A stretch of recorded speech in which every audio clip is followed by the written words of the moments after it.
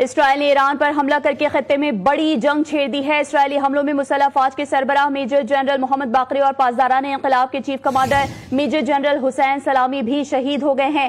اسی حوالے سے بات کرنے کے لیے اس وقت ہمارے ساتھ موجود ہیں مرکزی رہنما ہیں MWM کے علامہ حسن ظفر نقوی صاحب۔ سر، سب سے پہلے تو بہت شکریہ آپ کے وقت کا۔ ایران اسرائیل کشیدہ صورتحال پر کیا کامنٹ کریں گے؟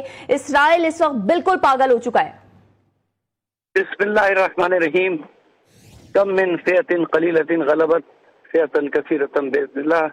میرا بیٹا، بات یہ ہے کہ پہلے تو یہ دیکھ لیں کہ بڑا کیلکولیٹڈ جو کچھ ہے نا سو ہوا۔ بظاہر ایسا ہی لگ رہا ہے نا کہ دیکھیے، پہلے غزہ کو ڈھیر بنایا، فلسطین کا ستیہ ناش کیا، پھر اس کے بعد شام میں بازو کاٹے، شام میں اپنی مرضی کے پٹھو، حالانکہ ڈیموکریسی کا بہانہ تھا، وہاں پہ لا کے بٹھایا، لبنان پہ حملے کر کے لبنان کی حکومت کو بالکل الگ تھلگ کر دیا، یمن میں تباہی مچائی، اور اب انہوں نے بڑا کیلکولیٹڈ یہ سوچ کے کہ عالم اسلام میں سوائے بیان دینے کے کوئی ساتھ دینے والا تو ہے ہی نہیں، بظاہر ایسا ہی ہے، تو انہوں نے ایران پر بھی اٹیک کر دیا۔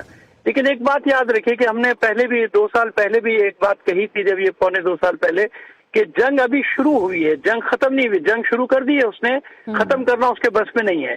اور یہ یاد رکھیں کہ ظاہر ہے کہ یہ جتنے بھی اپنے کیلکولیشنز کر لیں، ایک طاقت اور بھی ہے جو اوپر بیٹھی ہوئی ہے، اور ایرانی قوم ظاہر ہے کہ شروع سے لوگ جانتے ہیں کہ وہ لڑیں گے، وہ لڑنے والے لوگ ہیں۔ میں یہ کہتا ہوں کہ وہ لڑ کر اگر ان کو کوئی نقصان ہوتا ہے تو وہ شکست نہیں ہے، بلکہ شکست ان کی ہوگی کہ جو بغیر لڑے سرنڈر کر چکے ہیں اور کر رہے ہیں، اور ایران وہ آخری مورچہ ہے کہ اگر اس کو نقصان پہنچ گیا نا تو یاد رکھیے کہ عالم اسلام میں کسی کی بھی خیر نہیں ہوگی، کوئی نہیں بچے گا، گریٹر اسرائیل بننے سے کوئی بھی نہیں روک سکے گا، کیونکہ اگر یہ انہی نے ساتھ نہ دیا اگر ایران کا۔ بالکل سر، اور جس طرح سے اسرائیل اپنی جنگ جنون میں پاگل ہو چکا ہے، یقینی طور پر ایران بھرپور جواب دینے کا حق بھی محفوظ رکھتا ہے، لیکن کیا مذاکرات کے لیے اقوام عالم کو آگے نہیں آنا چاہیے؟ کہاں ہے اقوام عالم، کہاں ہے مسلم دنیا؟ میرا بیٹا، یہ 2 سال میں دنیا کو پتہ چل گیا نا کہ اقوام عالم کا کیا عالم ہے۔ اگر مذاکرات سے مسئلے حل ہونے والے ہوتے تو فلسطین کا مسئلہ حل ہو گیا ہوتا نا۔ سیز فائر کے بعد اس نے اتنے ہی لوگوں کو مارا ہے غزہ میں جتنے لوگوں کو اس نے سیز فائر سے پہلے مارا تھا۔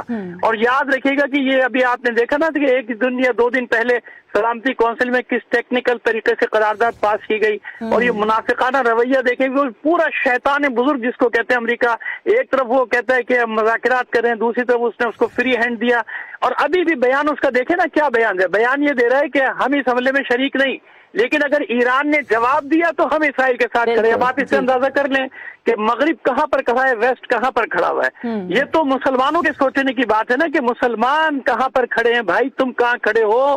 تمہاری ساری دولت اور تمہارا یہ اسلحہ، تمہارے پیسے اور تمہاری ملکوں کی بربادی۔ اور ایک بات اور دیکھیں، امریکہ کے ایک طریقہ واردات یہ، جس ملک کو تباہ کرنا ہوتا ہے وہاں یہ آتا ہے ڈیموکریسی کے نام پہ یا امن و امان قائم کرنے۔ اس نے کہا میں افغانستان میں امن و امان قائم کروں گا، افغانستان برباد و تباہ و برباد کر کے چھوڑ دیا۔ اس نے کہا لیبیا میں امن و امان قائم کروں گا، ڈیموکریسی لاؤں گا، لیبیا کو اس نے تباہ کیا۔ عراق میں اس نے کہا میں امن و امان قائم کروں گا، عراق کو اس نے تباہ کیا۔ یمن، لبنان، شام، اتنی مثالیں آپ کے سامنے۔ تو جب یہ کہے نا کہ میں مذاکرات کے ذریعے یا ڈیل کے ذریعے کرنا چاہتا ہوں، سمجھ لیں کہ یہ چاہتے ہیں کہ تباہی بربادی، یہ چاہتے ہیں کہ بدماشی کے ذریعے سے پوری دنیا کو اپنے قابو میں کر لیں۔ ان کو یہ اندازہ نہیں کہ ہر کوئی ان کی بدماشی قبول کرنے والا ہے نہیں، سارے ان کی اور ایران کا قصور یہی ہے کہ اس نے فلسطینیوں کا ساتھ دیا اور آج تک ساتھ دے رہا ہے۔ اور انشاءاللہ ہمارا تو یہ یقین ہے اس بات پر کہ یہ ہو ہی نہیں سکتا کہ کوئی فرعون ہو اور موسیٰ نہ ہو۔ یقیناً جب فرعون کا یہ نعرہ بلند ہوتا ہے کہ میں سب سے بڑی طاقت ہوں، انا ربکم الاعلیٰ، تو پھر مشیت بھی حرکت میں آتی ہے، اور انشاءاللہ مسلمانوں کو فتح ملے گی۔ لیکن ہاں، یہ جو ہمارے بے حس حکمران ہیں عالم اسلام کے، خاص طور پہ عرب دنیا، ان کو سبق ضرور ملے گا۔ یہ جو سمجھ رہے ہیں کہ سکون سے بیٹھیں، ان کے پاس کچھ بھی نہیں بچے گا اس کے بدلے میں۔ لیکن علامہ صاحب، کیا مذمتیں کافی ہیں؟ اظہار یکجہتی کے لیے اظہار کر دینا کیا یہ کافی ہے؟ اور قرارداد کا منظور ہونا کیا یہ کافی ہے؟ نہیں میرا بیٹا، میں نے آپ سے کہا نا کہ یہ تو وہ ہے نا کہ اپنے کیا کہنا چاہیے، اس کو تو مگرمچھ کے آنسو بھی نہیں کہہ سکتے، تو کچھ بھی نہیں ہے، یہ تو ہو ہی رہا ہے۔ آپ دیکھ رہے ہیں برسوں سے ہو رہا ہے، کشمیر کی قرارداد منظور ہوئے آج 76-77 سال ہو گئے، کیا ہو گیا؟ یہ تو ایسے خانہ پوری والی بات ہے کہ اپنے آپ کو وہ فیس سیونگ والی بات ہے کہ ہاں بھی ہم نے مذمت کر دی۔ مذمت کرنے سے تو کچھ نہیں ہوتا ہے نا۔ آپ دیکھیے ایک چیز اور میرے بھائیوں کو سمجھ لینا چاہیے جو بھی ہمیں دیکھ رہے ہیں، کہ دیکھیے بھارت نے کیا نعرہ لگایا، اکھنڈ بھارت۔ उसने कहा पाकिस्तान, बांग्लादेश, नेपाल, भूटान, श्रीलंका सब अखंड भारत है। इसराइल का क्या नारा है? Greater Israel. हमको कम से कम इतना तो समझना चाहिए ना कि ये लोग जो हैं वो किस नहज पे जा रहे हैं, किस सोच की तरफ जा रहे हैं। तो हमें खुद सोचना चाहिए कि अगर ईरान के जौहरी प्रोग्राम उनको मंजूर नहीं है तो पाकिस्तान का मंजूर होगा। और वो खुल्ला कह चुका है कि हम किसी को भी नहीं छोड़ेंगे, हम इसके बाद पाकिस्तान का भी नंबर है। नेतन्याहू का ऑन रिकॉर्ड ये बयान है कि पहले ईरान है फिर पाकिस्तान। तो हमें सोचना चाहिए, वो कहते हैं ना कि शुतुरमुर्ग की तरह चोंच रेत में दबा लेने से खतरा टल नहीं जाता। जिंदा वही कौमें रहती हैं जो लड़ना जानती हैं। अलामा साहब, क्या इसराइल के दिफाई निजाम का मुकाबला करने के लिए ईरान का दिफाई निजाम पावरफुल है? आप क्या समझते हैं, आपकी क्या राय? देखिए, मैं एक बात बताऊं आपको, ये तो मैं जानता हूं कि ईरान इंशाल्लाह जबरदस्त जवाब देगा और अभी दे देगा। 24 घंटे 48 घंटे के अंदर ये सब हो जाएगा। लेकिन इसराइल को आप अकेला ना समझे ना। इसराइल की मदद के लिए ईरान के चारों तरफ जो बहरी बेड़े और अड्डे कायम, और बदकिस्मती से वो सारे अड्डे जो हैं वो मुसलमान ममालिक के अड्डे हैं। अब मैं नाम नहीं लेना चाहता, आप मुझसे बेहतर जानते हैं। तो बदकिस्मती ये है कि इसराइल अकेला नहीं लड़ रहा, उसको जितनी भी सपोर्ट है वो सारे ये अड्डे और सारा मगरिब, अमेरिका, बरतानिया, फ्रांस सब मिलकर उसको सपोर्ट दे रहे हैं। और फिर एक और चीज भी आपको बता दूं, ये सारे हमले बाहर से कामयाब नहीं हो सकते थे कभी भी जब तक वो अंदर के जो एजेंट होते हैं, जो हर मुल्क में उनके यहूदियों के एजेंट, अमेरिका इसराइल के एजेंट मौजूद हैं मुनाफिकीन की सूरत में वहां पे, उन मुनाफिकीन ने ये निशानदेही जिसको कहते हैं, जब तक वो अंदर के जासूस ये सब काम ना करें, इतना बड़ा अटैक कामयाब हो नहीं सकता था इसराइल का कभी भी। बिल्कुल। और एक जानब जो कुछ फलस्तीन में किया जा रहा है, दूसरी जानब कश्मीर में जो कुछ किया जा रहा है, आलमी दुनिया अपना किरदार अदा करने पे कहीं ना कहीं सर नाकाम जरूर रही है। अब इसराइल की हठधर्मी बढ़ती जा रही है, क्या स्ट्रेटेजी होनी चाहिए इंटरनेशनल लेवल पर? देखिए, हम आपको एक बात बताएं कि ये पाकिस्तान और इंडिया की जंग आपने देखा ना, एक खून के ऊपर बंद हुई थी। क्यों बंद हुई थी?